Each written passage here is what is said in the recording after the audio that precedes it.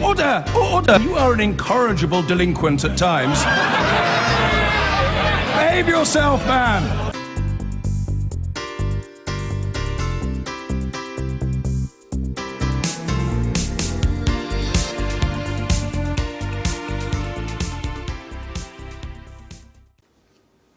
Now the Prime Minister has given the green light for Britain's first new nuclear power plant in 20 years. At a cost of £18 billion, the reactor Hinkley Point C in Somerset will be built by the French company EDF with significant investment from China.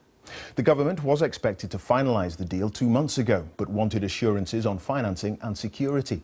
Supporters say the plant is vital to reducing Britain's reliance on fossil fuels, but critics argue the deal is a bad one for consumers. Here's our political editor, Laura Koonsberg. Were they really going to stop the engines, drive the diggers away, and give up on years of preparation, chuck away millions already spent? Statement, the Secretary of State for Business, Energy and Industrial Strategy. Ministers did pause, but are now pressing go. Hinkley unleashes a long overdue new wave of investment in nuclear engineering in the UK, creating 26,000 jobs and apprenticeships, providing a huge boost to the economy. Under the £18 billion deal, the new Hinkley reactor should be running by 2025. The Chinese plan to build another new nuclear plant at Bradwell in Essex. The government will take a special share in that and any future projects. That will give them some more control over important infrastructure being bought or sold. The deal was first signed last year, amid a welcome for the Chinese leader that could hardly have been more lavish. There were nerves around Westminster about the huge cost, security and the environment. But Chinese involvement in new nuclear projects was applauded at the top. But with a change of the boss, a change of heart. And to Chinese fury, one of Theresa May's first acts was to delay the decision, to pore over the details again. And commented on its beauty. Brave or foolhardy? Mr. Speaker, the government created a commercial crisis. They sent shockwaves through the industry and unions alike. They risked a diplomatic dispute with one of our key future trading partners. And in the end, all they've done is pretend to give themselves powers which they already possessed. Ministers say there'll be an important new framework to check up on all big projects. The hope, Hinkley will help keep the lights on at Big Ben and everywhere else. The risk is controversial and expensive. So what was the delay about? When Theresa May moved into number 10, the National Security Council had already reviewed the deal. The terms had already been agreed. And those close at that stage tell me there's no fundamental difference between now and then. But imagine she had gone ahead straight away. The brand new Prime Minister would have been waving through one of the most controversial deals in history, barely a fortnight into the job. There's no difference besides the special share, and one has to wonder that Britain's paid a very high diplomatic price and potentially a price in terms of high cost of investment. Was it worth it?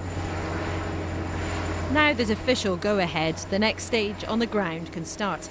But no project like this has been completed before. All the fuss, all the political hopes for Hinkley could yet turn to dust. Laura Koonsberg, BBC News, Westminster. So, is the deal for Hinkley C good for the economy and good value for customers? Our business editor Simon Jack has been finding out.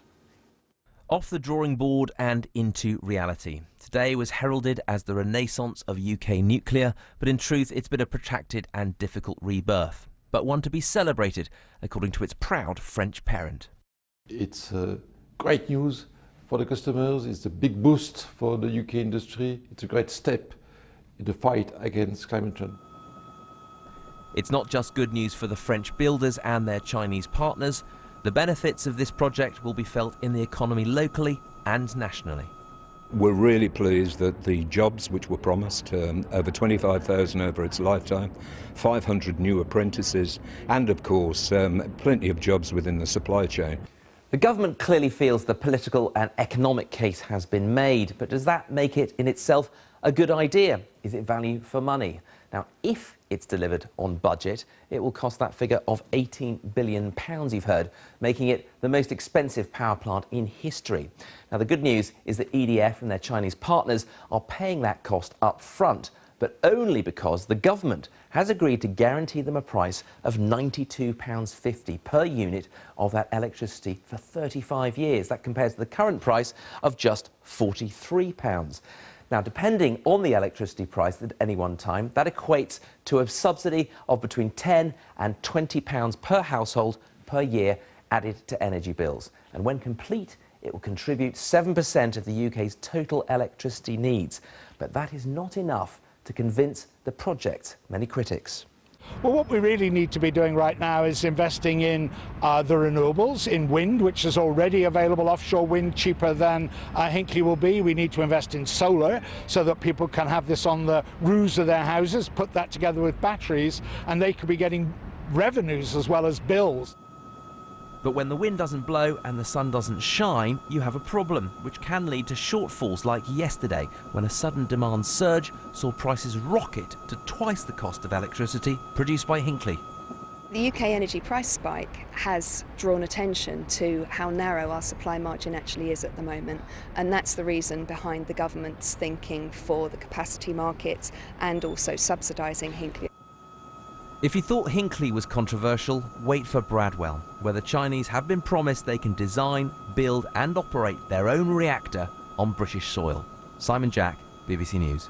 It's been hailed as marking the relaunch of nuclear power in Europe, but the delayed government decision to give the go-ahead to the £18 billion plant at Hinkley Point in Somerset was clearly not taken without considerable misgivings. Ministers claim they've achieved significant new safeguards to protect national security. But there is little obvious change to the terms of Chinese involvement. So what was the delay really all about? Our political editor, Gary Gibbon, reports. The diggers carried on their work even though Theresa May put this project on pause. An £18 billion nuclear power station at Hinkley Point in Somerset. Signed off by Theresa May's long-standing arch-rival, the former Chancellor George Osborne. Today the government said it could go ahead, improved and reformed. Now, having reviewed the project, the government is satisfied that the improved deal and the other changes announced today will, for the first time, remedy the weaknesses of the previous regime for foreign ownership of critical infrastructure. But is the deal seriously changed? The guaranteed electricity price the government promised to the French energy firm EDF, which some thought far too high, stays exactly the same. The Chinese were stumping up a third of the bill for Hinkley, believe they've got an agreement signed just a year ago, which means in return for that contribution, they get to design and build a nuclear power station at Bradwell in Essex. Today, the Chinese said they feel that agreement still stands, and so did the boss of EDF. This project is part of a program in which, with our partners, we will develop in due time Sizewell and Bradwell. Okay, but you don't have any specific reassurances on that at this moment? I have a total reassurance that it will be the case. The government says it's introduced a new guarantee that there can't be undesirable sell-offs of power stations to foreign powers. But there was a review of foreign investment conducted by senior officials in Whitehall just 3 years ago. And that concluded that overseas ownership wasn't a problem, as long as there was control over data in this country and vetting by GCHQ of staff who work in power station control rooms. Although this meeting with President Xi of China 2 weeks ago was friendly, China was threatening to pull the plug on other investments here if Theresa May blocked their hopes of building a Chinese-designed power station on the site of this old power station at Bradwell in Essex. I think because this is an economic issue, I think the investment tap would have been turned off or at least tightened somewhat. So I think it would have been damaging. And that was predictable, which is why I think she was silly to say it in the first place, this review. The Prime Minister also didn't want to risk adding to Britain's serious decline in electricity supply, as old nuclear power stations and coal-fired power stations are shut down. Compared to 2012 levels, capacity drops, and by 2030 would be only 60% of recent capacity. If Hinkley's working by then, it pips the dial up a bit. Other mainly nuclear reactors could get it up more, but still doesn't get it to the levels the country's been used to. Theresa May's review threw the spotlight again on this most controversial project, only to find she had to sign up to it after all. One of her first judgment calls in office, one of the biggest price tag decisions any Prime Minister has had to make. Hinkley C, dubbed by Greenpeace the most expensive object on Earth. Well, our business correspondent, Helia Ebrahimi, is with me. Why are the economics of this such a nightmare? Well, Gary talked about it being dubbed the most expensive project on Earth. And to be honest, it's consumers who are bearing the brunt of this.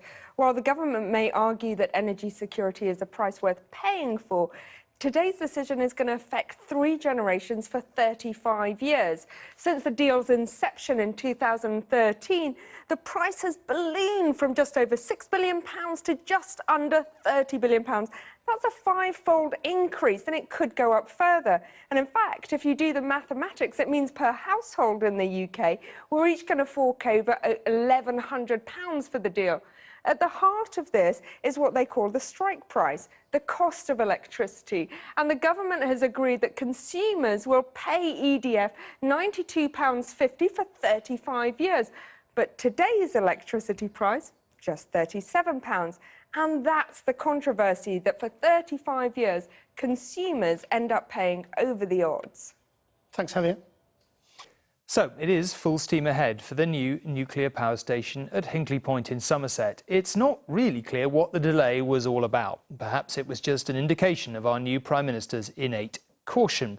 Nothing wrong with that, perhaps. But tonight, News at 10 has worrying reports about Hinkley's sister station in France, most notably that the wrong kind of metal was used in a key part of the construction. Not very reassuring, you might think, and we'll have more on that in a moment. But the Prime Minister does now seem to feel that the deal, with a couple of amendments, is fundamentally all right. On the shores of the Bristol Channel in Somerset, next to the disused Hinkley Point A and ageing Hinkley Point B, there will now be a Hinkley Point C, confirmed today after what the government called a comprehensive review, but you had to look hard to find the changes. This £18 billion investment in Britain provides an upgrade in our supply of clean energy. When it begins producing electricity in the middle of the next decade, it will provide 7% of the UK's electricity needs. What the government said was an improved deal will ban the French builder EDF selling its stake in Hinkley Point to China or anyone else without ministers' approval.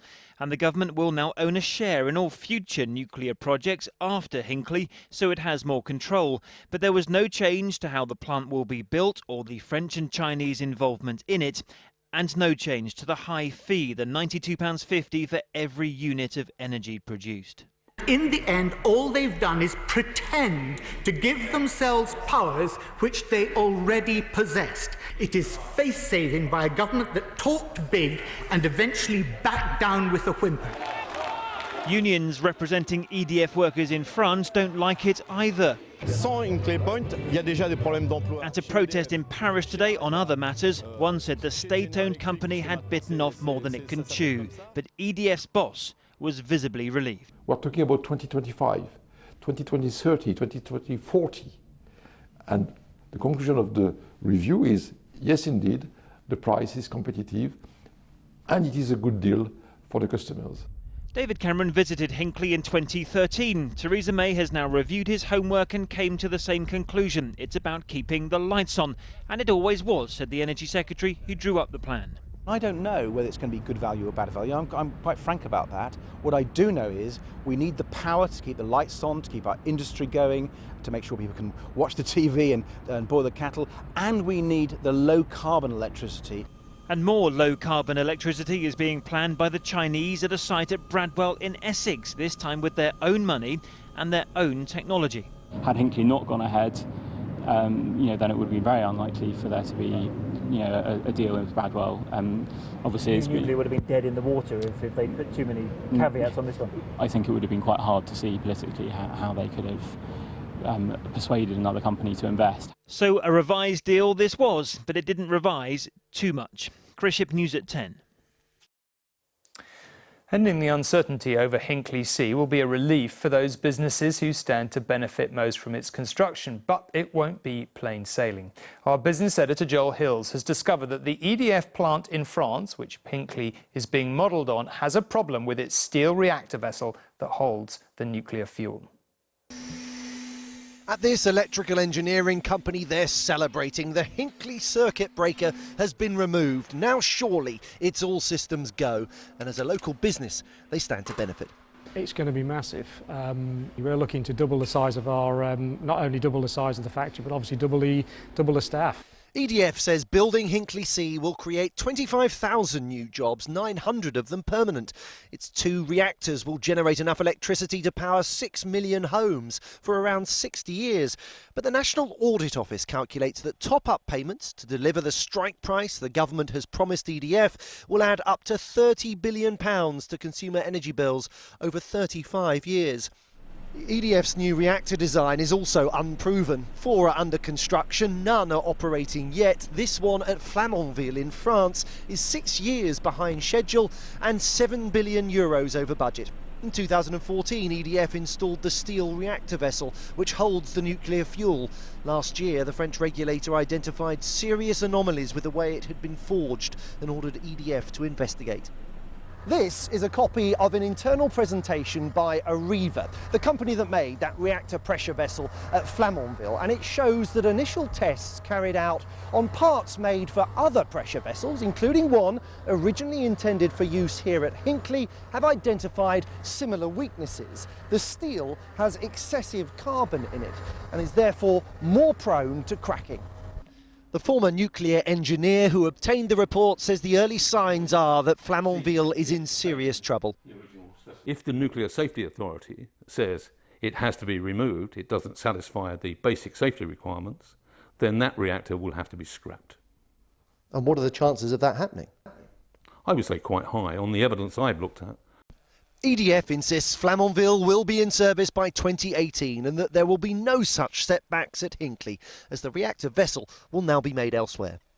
EDF and CGN, the Chinese state-owned company, have been industrial partners for 30 years. They plan 3 projects together in Britain.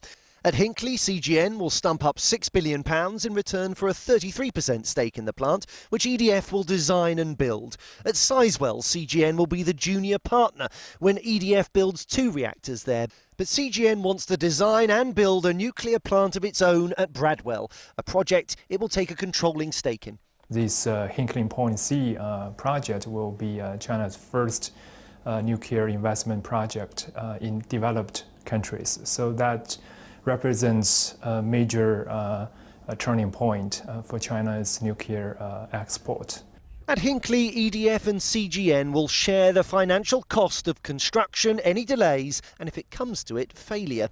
The risks for the 2 companies are great, but so are the rewards. Joel Hills, News at 10, Hinkley Point.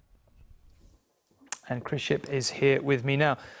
Chris, in the end, did you ever get to the bottom of what this pause was all about? Well, look, as the thing, as we said on this programme last night, we can't describe this as a wholesale change. They didn't get the deal. They didn't turn it upside down and turn the pockets inside out, if you like, and things like the strike price, that high price we're paying, is still the same. I sort of think if she had done that, she would have opened herself up to all sorts of a can of worms in terms of our Brexit negotiations, because she'd have annoyed the French, and Chinese foreign investment in this country, because she would have annoyed them. That said, you can't say there's no change here. And I was struck when the Business Secretary, Greg Clark, said in the Commons earlier, we are trying to remedy the weakness of the previous operation. And Downing Street say that Theresa May was quite surprised when she asked everyone to kick the tyres, that there wasn't these extra checks in there. This critical infrastructure, it's nuclear power, and she was surprised that that wasn't in there. And in other words, she doesn't think David Cameron really did his homework. Yeah, doesn't seem a massive fan of David Cameron, does she? But that's another story. Is MPs, do they feel, briefly, that it was a good deal in the end? Well, look, it's expensive. I think you cannot deny that. And, when I talk to MPs on the Energy Committee who know a lot more about this than I do, they say, yes, it's expensive. Yes, the price of nuclear is going up when offshore wind is coming down. But at the end of the day, if you want to mix, and if nuclear is part of that mix, then you need this, and you've got to get on and start building it. OK, Chris, thank you very much indeed. Theresa May today pressed the nuclear button and gave the go-ahead to the controversial Hinkley Point power plant. Mischief makers have pointed out that the £18 billion deal means that her government, just like her predecessors, is quite comfortable with the state ownership of utilities as long as the states are foreign, in this case France and China. More trenchant criticism has been directed at the project's escalating costs and the security implications of allowing nuclear power plants to be built in the UK by foreign governments. Indeed, it was partly these concerns that prompted the Prime Minister to delay her decision and revisit the terms of the deal she inherited from David Cameron. Newsnight's political editor Nick Watt is here. And Nick, what are the key differences between the new deal and the old one? Well, at two levels, nothing has changed. The strike price for this deal, that is the amount that we will pay for electricity generated by this plant, that stays the same. In the second place, this marks the beginning of Chinese involvement in our civil nuclear infrastructure, and they could still be on course to have a complete say over the building of the third plant in this project, Bradwell in Essex. But Downing Street is saying that the Theresa May pause has led to two tangible changes. They are, in the first place, after the Hinkley plant has been built, the UK government will take what is called a special share in all future civil nuclear plants. You'll hear in a minute from Ed Davey, the former Liberal Democrat Energy and Climate Change Secretary. He tried to push for something along those lines. George Osborne said no. Didn't want to offend the Chinese. The second difference that Downing Street is pointing to is there will be a much more rigorous assessment of what is called the ownership of critical infrastructure, i.e. that Bradwell plant in the future. Now, that will be notched up as a victory for the Prime Minister's Joint Chief of Staff, Nick Timothy, who has raised questions about the security implications of Chinese involvement. So has this mollified the critics of the old deal? Well, friends of George Osborne are saying absolutely nothing has changed. And it's interesting, I've been hearing from senior Whitehall officials and they're saying this is a bit of a setback for Nick Timothy. And they say it's very difficult how you can reconcile this deal, even as amended, with an article that he wrote for the Conservative Home website last year on the eve of that state visit by Xi Jinping. And this is what Nick Timothy wrote. Security experts, reportedly inside as well as outside government, are worried that the Chinese could use their role to build weaknesses into computer systems which will allow them to shut down Britain's energy production at will.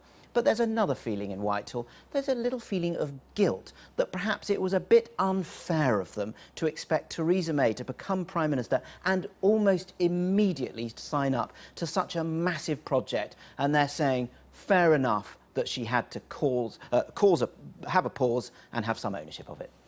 Nick Watt, many thanks indeed. Of course, it's not just about politics and security. Many of us will be at least as interested in what it all means for our electricity bills. Newsnight's Adam Parsons has been looking at the numbers.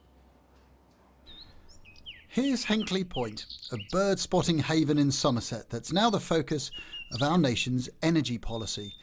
2 nuclear power stations have already been built here. Hinkley Point A shut in 1999, while B is still up and running. And next door comes the expensive, if unimaginatively named, Hinkley Point C.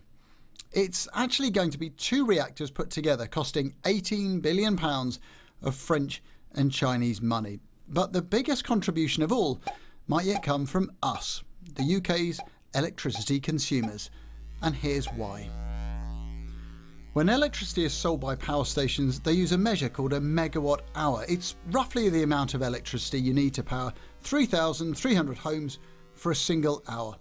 And Hinkley is guaranteed to be paid £92.50 for each megawatt hour that it generates. That assured earning figure is called the strike price, created after lengthy negotiation between EDF and the government, and it's crucial.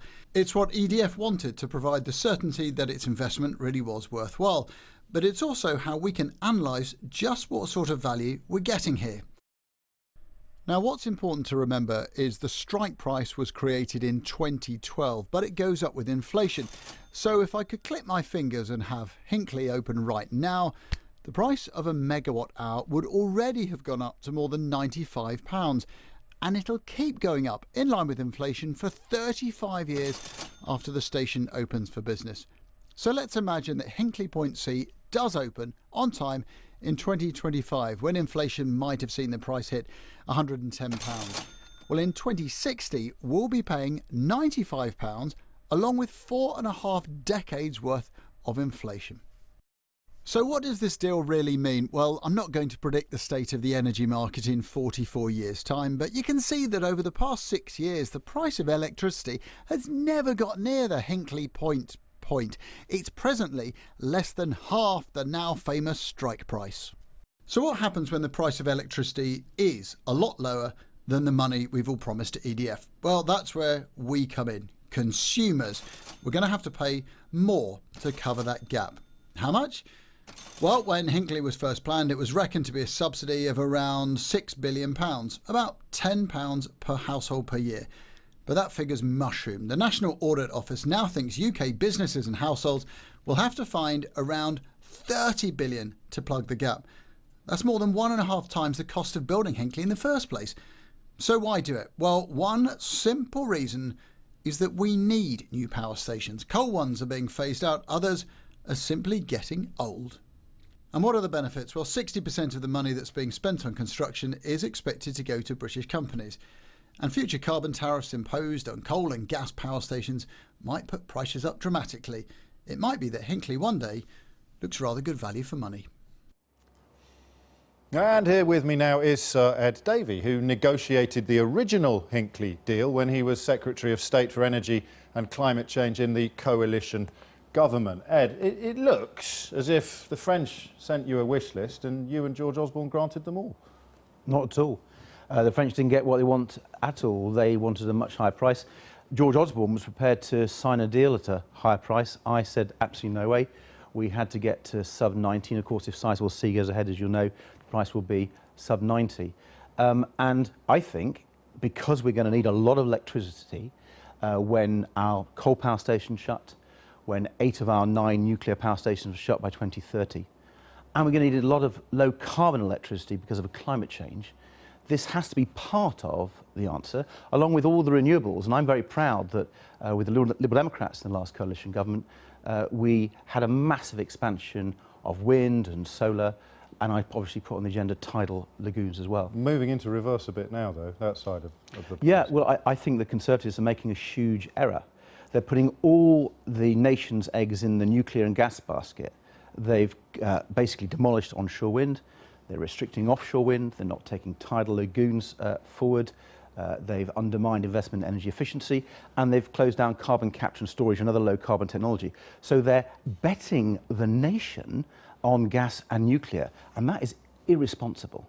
And yet, of course, Germany is pressing forward into an energy future completely devoid of nuclear. I appreciate that you don't hold a brief for the German government, but how come they can do it and we can't? Well, they're having to burn a lot more coal.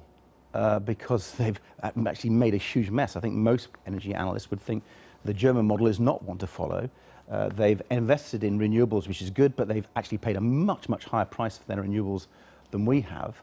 And by completely taking a low-carbon, climate-friendly technology like nuclear out, they're burning dirty lignite coal. That really is not a very good result for the environment. So speaking of paying a much higher price than perhaps consumer or indeed a country has to. Just take a look at this graph that we've prepared for ease of understanding. That's sort of, as you can see fairly clearly, where the price per unit stands now, and that is the price per unit that we'll be getting out of Hinkley. Well, you don't need me to tell you that there's a fairly big imbalance between the two. Well, you see, the current electricity is obviously a lot provided by gas and coal, and they don't pay their pollution costs.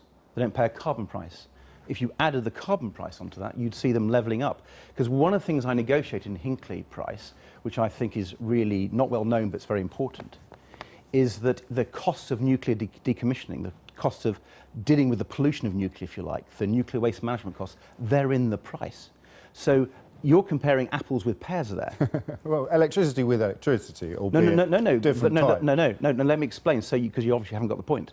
That one includes electricity plus the waste management cost, the pollution costs. That doesn't. So you've got apples and pears. No, that is the price to the consumer. It doesn't include the cost of dealing with climate change. But the price to the consumer is the cheque that we write or the direct debit that we sign to our electricity supply. That's where you're misleading people. Oh, okay. The key thing when you're dealing with energy policy now is you have to deal with price, you have to deal with keeping the lights on, which clearly Hinkley does, but you also have to deal with cleaning up our energy because we've got to tackle climate change.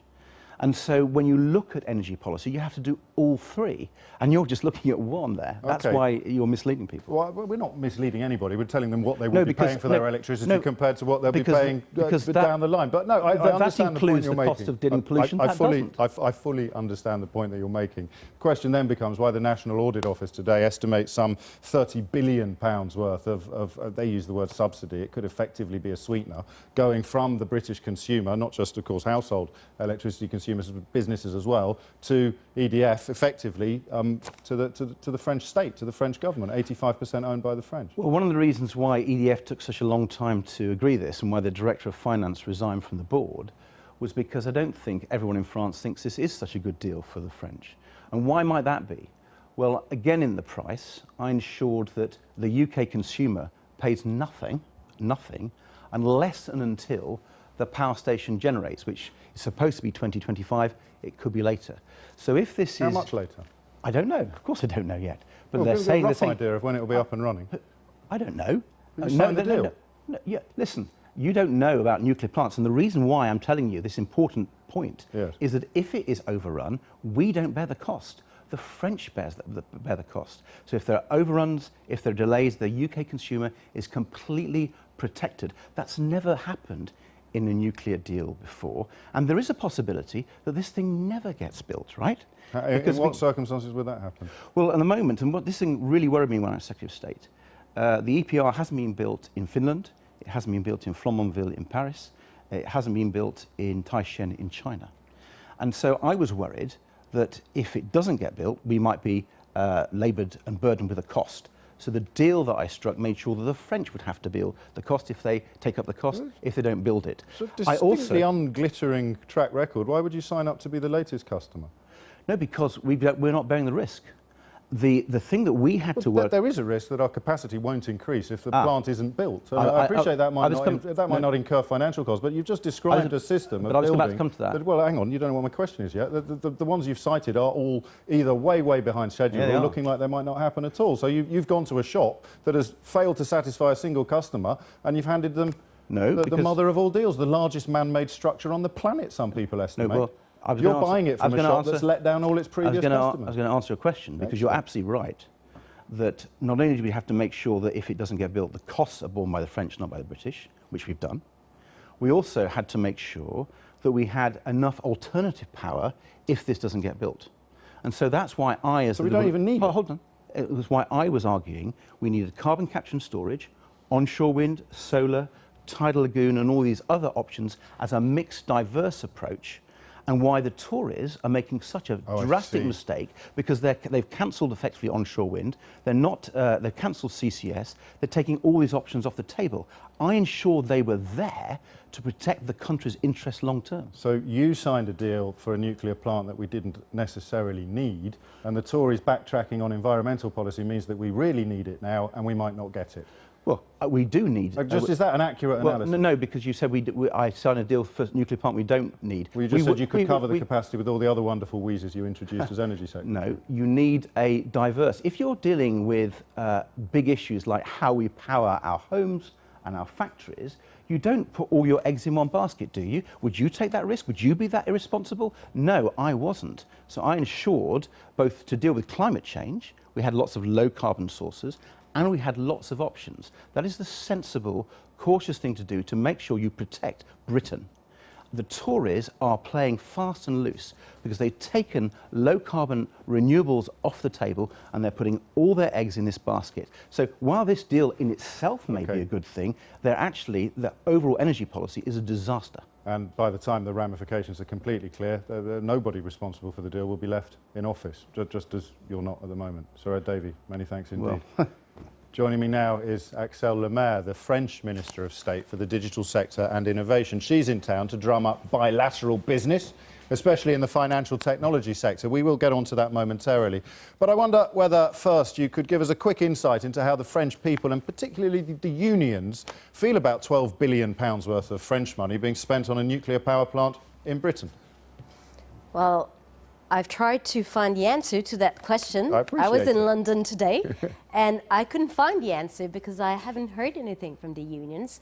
I think that deal is good news for the people who want work, and it also gives a long-term prospect for the bilateral cooperation between the two countries. And I believe that's exactly what we need at the moment. Even when you've heard our former Secretary of State say that France is shouldering all of the risk, that wouldn't play well on the front page of François. What I find interesting is, you know, when I come here, I hear that it's a bad deal for the French. When I go to France, I hear that it's a bad deal for the British. So I sense that it's a fair deal for all.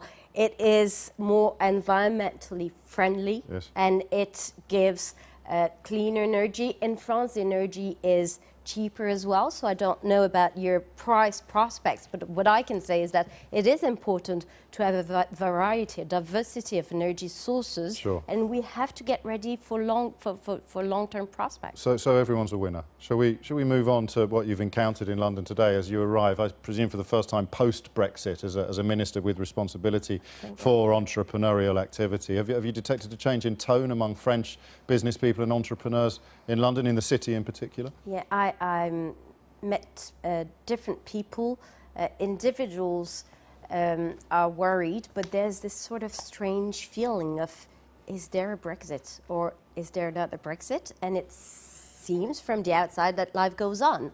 So I thought to myself, so what's happening? But then when you really ask questions, what business people tell you is that in the longer term, the current uncertainty will block their decisions. So, for example, should they invest in new equipment? Should they hire new people or not? How easy will it be to employ people coming from abroad? And it's very important in the tech sector. They're very dependent on skilled people and talents. So there are a lot of questions and not much answers. You can't answer them until Article 50 is triggered. Does the French government have a position on when they want to see Article 50 triggered? It's not for us to have a position. Well, what would you prefer? Well, the sooner the better. And I know where you will take me. You will say, oh, you sound tough. It's not a question of sounding Everybody's reading tough, my mind tonight. I'm interested in your answer. Tough or soft. No, but I read that, the French are tough, the German are soft. No, it's what is in the interest of Britain, of the British people, of France, of Europe, etc. And I think uncertainty isn't good for anyone. If you look at the economic figures of the British economy of this summer, it seems pretty good. One might think, low pound, good exports, many tourists, no problem. In the longer term, well, no investment, less margins for companies, less capacity to invest. So it's really, I think the longer we wait, the harder the consequences can be. That's really why we want that Article 50 to be triggered. Noises out of the Treasury suggest early next year. Some critics, I think Herman von Rompuy has said not until the German election is out of the way, which is autumn of next year. I mean, ideal case scenario, tomorrow, No, Christmas, again, New Year's Eve? I feel that you're asking me to answer a question, but I don't exactly know what the question is, because it's what is the deal in the negotiations? Well, when will the trigger be pulled? Well, that's not for me to answer. When do you want it? When do you? With responsibility for French business, what would suit your clientele best? What would suit your business community best? I don't want to avoid the question. It's the sooner the better. Of course, what I see, what I observe is that the British government wants and needs time, and this can be understood. But it's not good to wait for too long. So it's okay. But then I'll tell you what my real concern is. Very briefly. I feel that the real political question hasn't been addressed between freedom of movement for people, free circulation, and access to the single market. So this real question hasn't been addressed, and as long as the British government will not have the question, we won't be in a position to negotiate. Okay, Axel, many thanks indeed. Thank you.